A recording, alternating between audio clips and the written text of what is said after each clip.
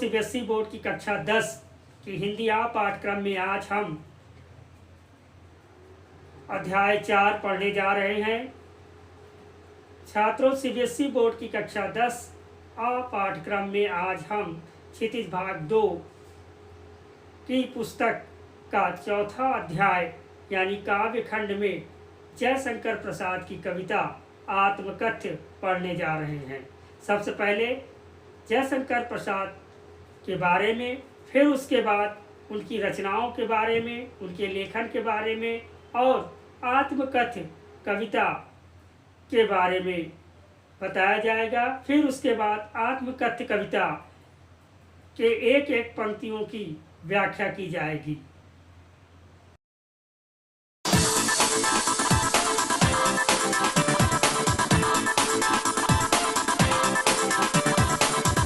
छात्रों, जयशंकर प्रसाद जी का जन्म सन 1889 ईस्वी में वाराणसी में हुआ था। वहाँ के प्रसिद्ध क्वींस कॉलेज में इन्होंने दाखिला लिया, लेकिन परिस्थितियां अनुकूल न रहने के कारण इनको घर से ही पढ़ाई करनी पड़ी और संस्कृत, हिंदी, फारसी विषयों का घर से ही अध्ययन किया। छात्रों, जयशंकर प्रसाद छायावादी कवियों में प्रमुख माने जाते हैं।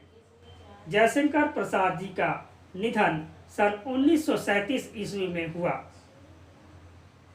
इनकी प्रमुख काव्य कृतियां चित्रधार, कानन कुसुम, झरना, आंसू, लहर और कामायनी बहुत प्रसिद्ध रही है। छात्रों, आधुनिक हिंदी की श्रेष्ठतम काव्य कृति मानी जाने वाली कामायनी पर इन्हें मंगला प्रसाद पारितोषिक दिया गया। वे कवि के साथ साथ सफल गद्यकार भी थे। जयशंकर प्रसाद जी कहानीकार भी थे, नाटककार भी थे और एक कवि भी थे। छात्रों, उन्होंने अजातशत्रु, चंद्रगुप्त, स्कंदगुप्त और ध्रुव स्वामिनी जैसे महान नाटक की रचना भी की। उनके नाटक हिंदी नाटक साहित्य में सबसे प्रशंसनीय माने जाती है। उनके 3 उपन्यास बहुत ही फेमस हुए यानी चर्चित हुए। उनमें है कंकाल, तितली और इरावती उपन्यास। कहानी संग्रह आकाशदीप, आंधी और इंद्रजाल उनके प्रसिद्ध कहानी संग्रह हैं। छात्रों, आत्मकथ्य कविता पढ़ने से पहले शब्दार्थ जान लें। मधुप, मधुप मतलब मन रूपी भौरा। अनंत नीलिमा यानी कि अनंतहीन विस्तार। व्यंगमलिन, खराब ढंग से निंदा करना। गागर रीति, ऐसा मन जिसमें कोई भाव नहीं, खाली घड़ा के समान। प्रवंचना का मतलब है धोखा। मुस्किया कर, मुस्करा कर। अरुण कोपल माने लाल गाल। अनुरांगनी उषा माने प्रेम भरी भोर। स्मृति पाथे माने स्मृति रूपी संबल। पंथा माने रास्ता यानी राह। कंथा माने अंतर्मन या गुदड़ी। छात्रों, आइए जानते हैं आत्मकथ्य कविता के बारे में। प्रेमचंद के संपादन में हंस पत्रिका का एक आत्मकथा विशेषांक निकलना तय हुआ था। प्रसाद जी के मित्रों ने आग्रह किया कि वे भी आत्मकथा लिखे। प्रसाद जी इससे सहमत नहीं थे। इसी असहमति के तर्क में पैदा हुई कविता है आत्मकथ्य। यह कविता पहली बार 1932 में हंस के आत्मकथा विशेषांक में प्रकाशित हुई थी। छायावादी शैली में लिखी गई इस कविता में जयशंकर प्रसाद ने जीवन के यथार्थ एवं अभाव पक्ष की मार्मिक अभिव्यक्ति की है।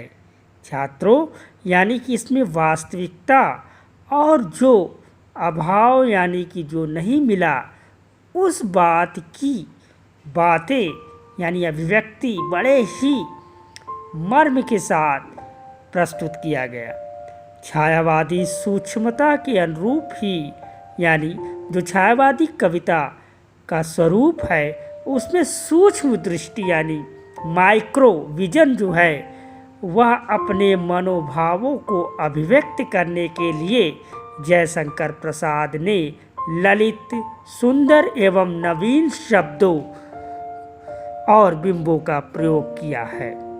इन्हीं शब्दों एवं बिंबों के सहारे उन्होंने बताया है कि उनके जीवन की कथा एक सामान्य व्यक्ति के जीवन की कथा है, यानी कि छायावादी कविता की जो पहचान है वह आम व्यक्ति के जीवन की पहचान से जुड़ती है।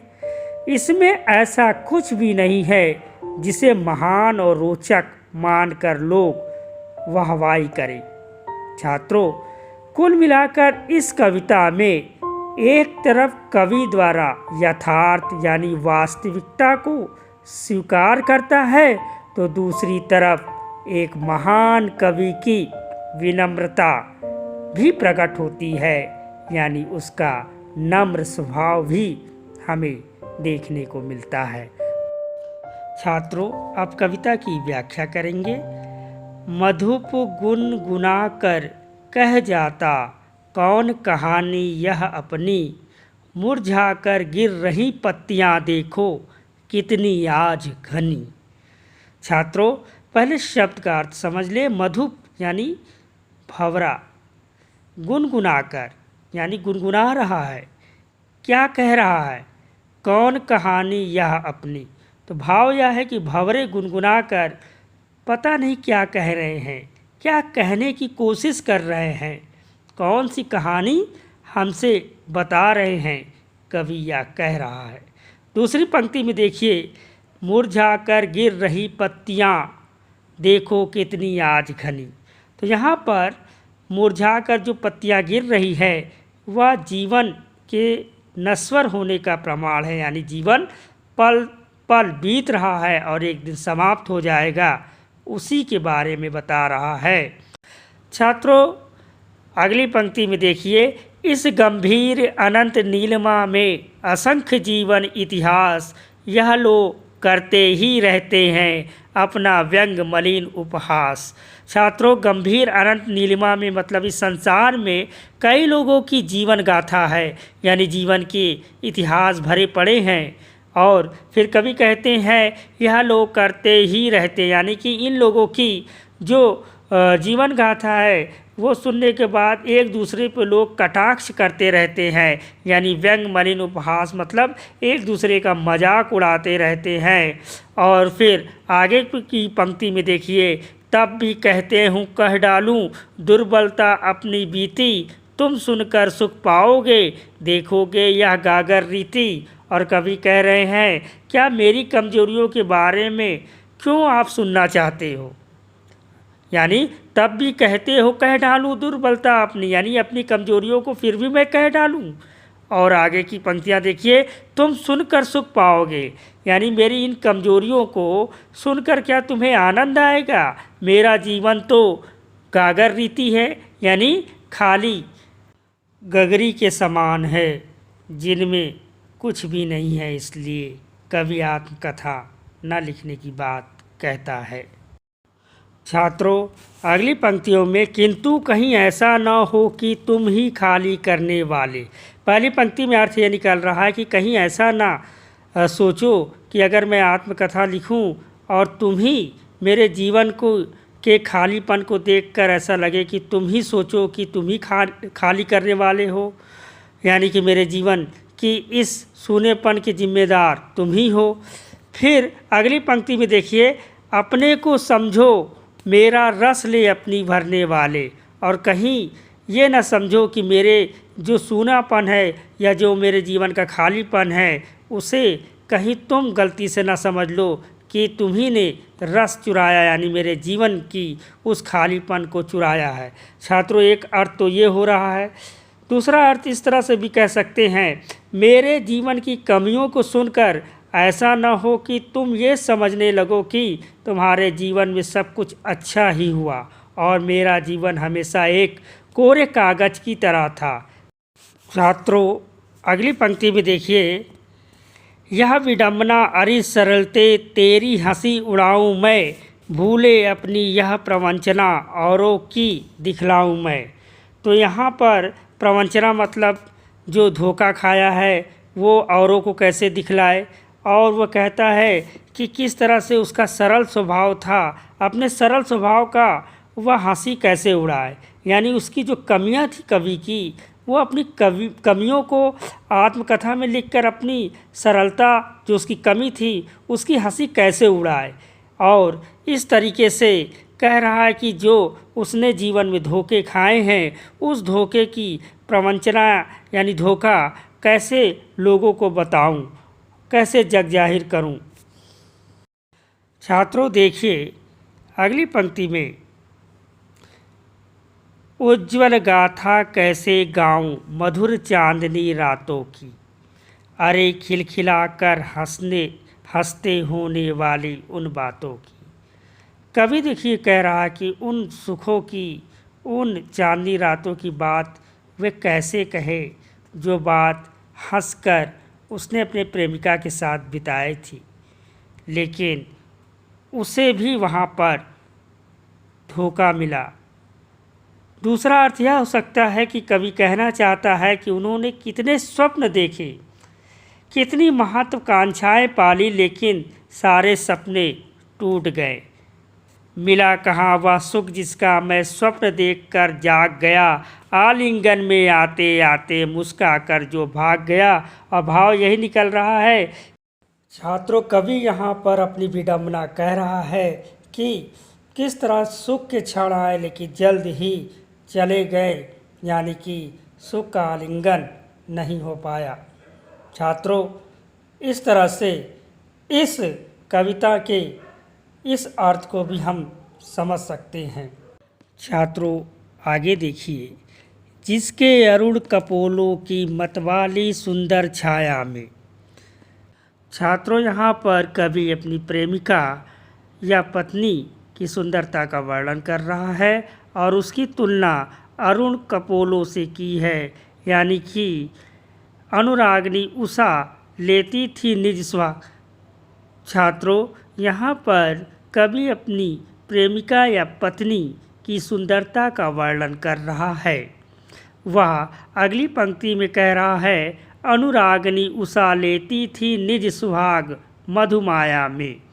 अर्थात उसकी जो प्रेमिका या पत्नी है उसके गाल जो है, मतलब अरुण माने लाल और कपोलों माने गाल, यानी उसके लाल गाल जो है वह इतनी सुंदर है कि अनुरागनी उषा यानी कि जो प्रेम भरी सुबह है वह उसे अपनी आभा देती थी, यानी अपना सौंदर्य प्रदान किया था, इसलिए वह बहुत सुंदर है।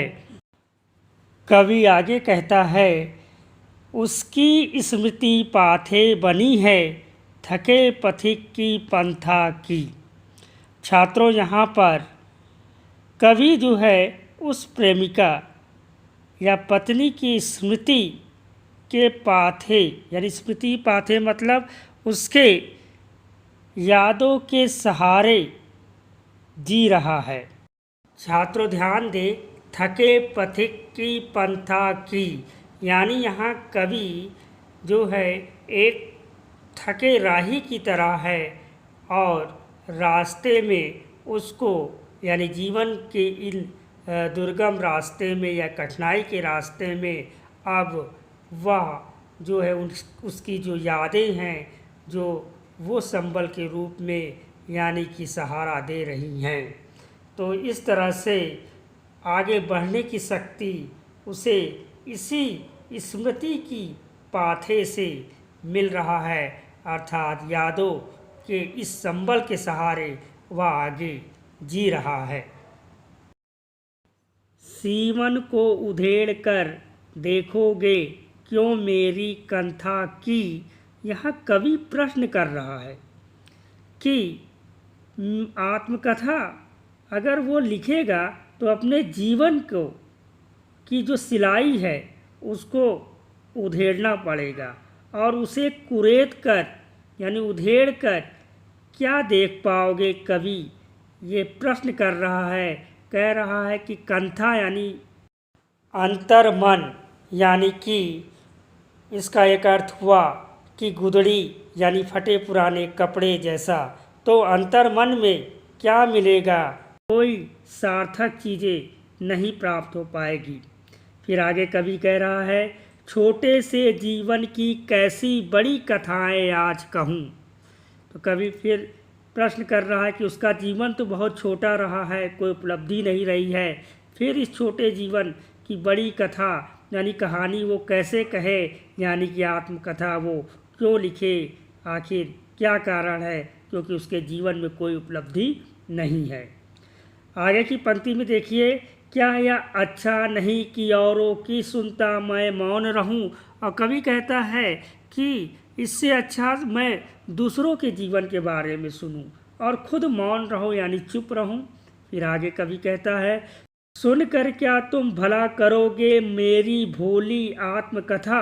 और फिर वह कह रहा है कि अगर मेरी भोली आत्मकथा तुम सुन भी लोगे तो तुम क्या मेरा कोई भला कर सकते हो या मेरा कोई उपकार कर सकते हो।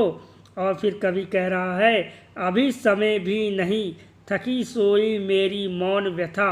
और कवि बड़ा दुखी होकर कहता है कि अभी वह समय नहीं आया है कि मैं अपनी कथा कह सकूं, अपनी कहानी कह सकूं। तो इस तरह से कवि कहता है कि उसकी कोई बड़ी उपलब्धि नहीं है कि अपनी आत्मकथा वह लिखे। वह मौन रहना चाहता है, चुप रहना चाहता है, क्योंकि वह थकी सोई है मेरी मौन व्यथा। कवि कह रहा है कि उसकी जो मौन व्यथा है यानी जो उसकी मौन रहने की पीड़ा है वह अभी थकी सोई है, वह अपनी पीड़ा किसी से कहना नहीं चाहता, मौन रहना चाहता है। छात्रों, आशा है कि आपको इस कविता की व्याख्या समझ में आई होगी। अगर आपको कुछ परेशानी है तो कमेंट बॉक्स पर लिखकर मुझसे पूछ सकते हैं।